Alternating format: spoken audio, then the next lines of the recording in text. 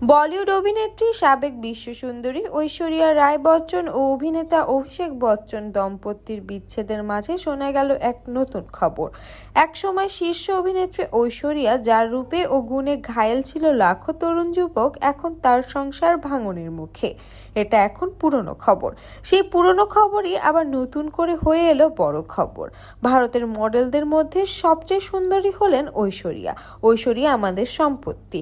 ঐশ্বরিয়াকে যথাযোগ্য মর্যাদা দেওয়া উচিত আমাদের, বলেন বলিউডের বর্ষিয়ান অভিনেত্রী রেখা। অথচ এই সাবেক বিশ্বসুন্দরীকে অতি সুন্দরীর কারণে একটা সময় প্লাস্টিক বলে কটাক্ষ করেছিলেন ইন্ডাস্ট্রির কতিপয় তারকা। আর সেই নিন্দুকের বিরুদ্ধে প্রতিবাদ জানিয়েছেন বর্ষিয়ান অভিনেত্রী রেখা।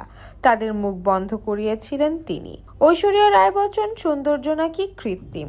করণ জোহরের অনুষ্ঠানে ঐশ্বরিয়াকে প্লাস্টিক বলে কটাক্ষ করেছিলেন অভিনেতা ইমরান হাশমি। তবে তাদের মুখ বন্ধ করিয়েছিলেন বর্ষিয়ান অভিনেত্রী রেখা। ঐশ্বরিয়ার পাশে দাঁড়িয়েছিলেন তিনি। দাবি করেছিলেন ভারতের মডেলদের মধ্যে সবচেয়ে সুন্দরী হলেন ঐশ্বরিয়া। উল্লেখ্য, কিছুদিন আগে অনন্ত আম্বানি ও রাধিকা মার্চেন্টের বিয়েতে নিমন্ত্রণ ছিলেন গোটা বচ্চন পরিবার। দেখা গিয়েছিল অভিষেক নিজের পরিবার নিয়ে প্রবেশ করছে ঠিকই, কিন্তু নেই ঐশ্বরিয়া ও আরাধ্যা। অনেকটা পরেই আসেন ঐশ্বরিয়া ও আরাধ্যা। এসে আগে দেখা করেন রেখার সঙ্গে। ঐশ্বরিয়াকে দেখে জড়িয়ে ধরেছিলেন বর্ষিয়ান অভিনেত্রী। সেই ক্যামেরাবন্দি মুহূর্ত ভাইরাল হয়ে ওঠে নেটিপাড়ায়।